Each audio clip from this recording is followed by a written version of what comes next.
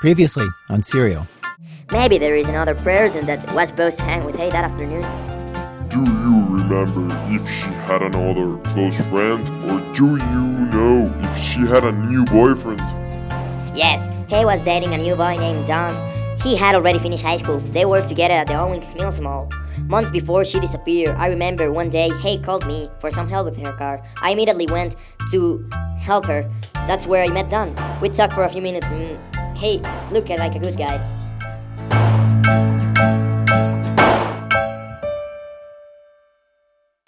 This was an interview from Adnan's second interrogatory. The first time I talked to Detective McGilliver, I asked him about his segment of the tape.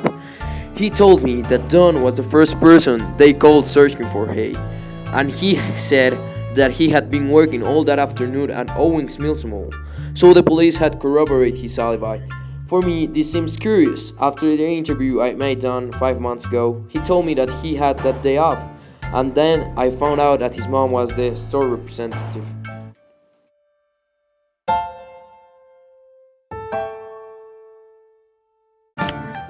This is a Global Tel-Link prepaid call from Adnan Syed. an inmate at a Maryland Correctional Facility. This call will be recorded and monitored. If you wish to block any future calls with this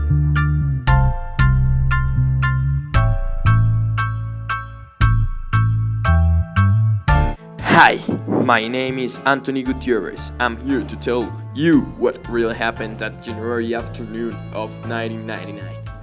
Sarah had quit his job because she wanted to work at a new television company that documents animals' life in South America. I'm taking her place here in Serial to tell you what she didn't find out.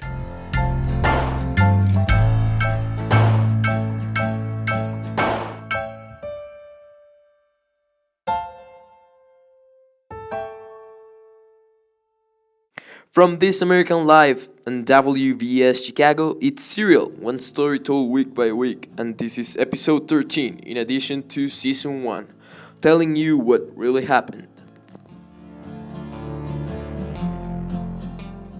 First, I want to bring up one person.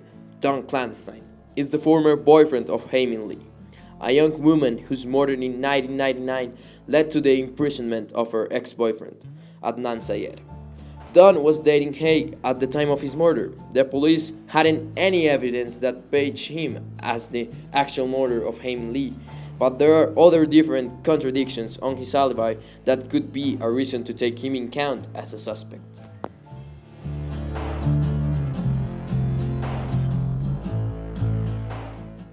Last week, I went to Maryland for an interview to Don's biological mother, Anita Bride, which at the time managed the LensCrafter store at Owings Mills Mall.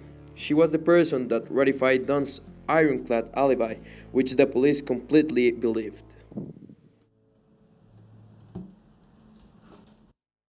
Anita, Don's mother, is now 70.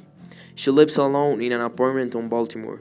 During the interview, I asked her about his relationship with Don. She was disappointed. In matter, she hadn't seen his son since 2001, when he left with the excuse of finding a better place to work rather than working with his mom.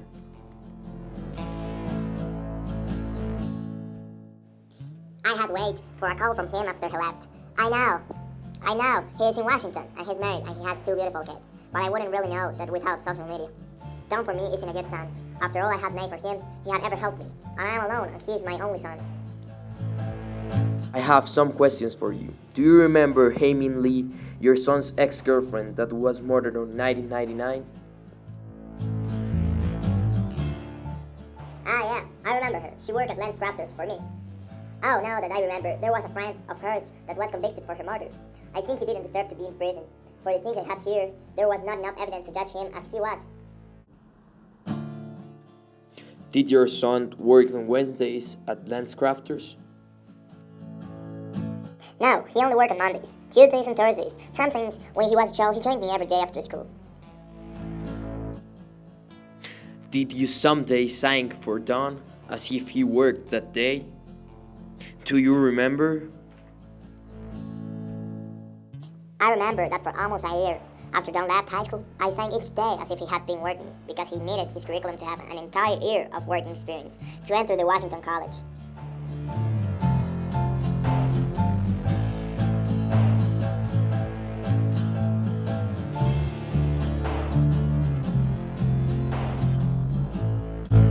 In fact, this interview to Don's mother shows that Don wasn't necessarily working that Wednesday afternoon. He was maybe waiting in his car with a surprise. I don't know. He could be there waiting inside her car for maybe killing her.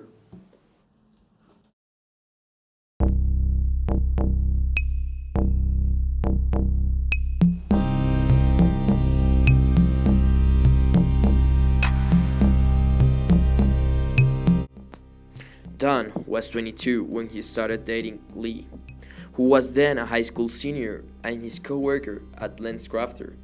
Both Don and Lee spent the night together the day before she disappeared, and Lee was planning to meet up with him again the day after, the day she went missing.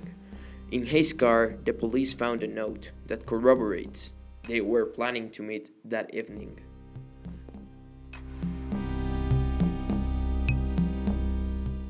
I took this conversation from Debbie Warren's calls from January 12, 1999.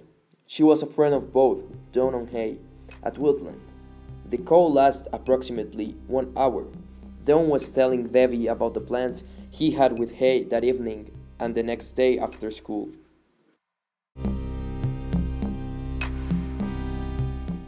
I am planning to hide in Hayes' car and wait till he leaves school to have some sex on the blind spot near Lincoln Park, and then invite her to dinner at my house. Oh, Dan, that's a very good idea, but be aware that no one can see you in the act.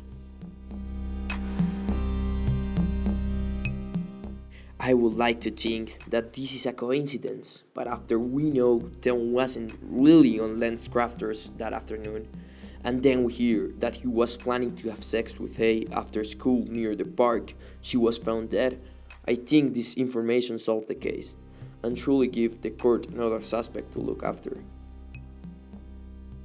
Days after I heard Debbie and Don's call, all was clear. I had a meeting with Ravi Chaudhry to corroborate all the information gathered. She is now planning, besides Adnan Syed's legal team, a new defense based on Don's guilty.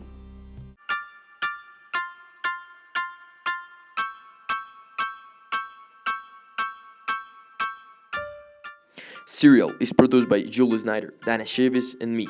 Emil Condon is our production and operation manager. ThisAmericanLife.org.